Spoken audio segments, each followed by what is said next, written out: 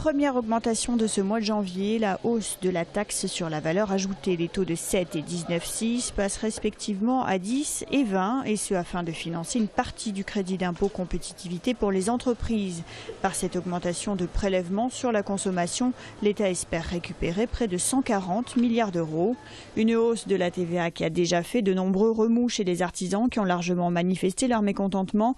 Dans le bâtiment, notamment, les artisans croulent sous les demandes de devis en urgence. Même tarif du côté des énergies, le gaz augmente de 0,5% en raison de la hausse des coûts de production et d'acheminement.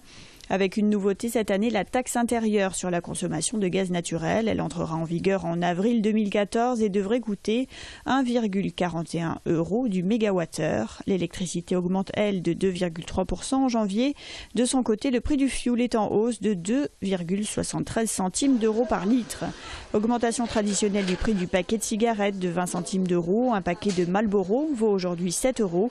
Le gouvernement souhaite faire baisser la consommation et se félicite d'un repli de 8% en 2012, une baisse qui s'explique en réalité par une hausse du marché noir et de l'achat hors frontières.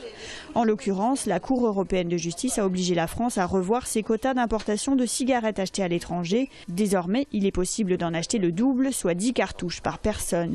Dans le même temps, le SMIC enregistre la hausse la plus importante depuis 2010. Le taux horaire passera de 9,43 à 9,53 € brut, ce qui portera le salaire brut mensuel à 1 445,38 € pour les salariés aux 35 heures.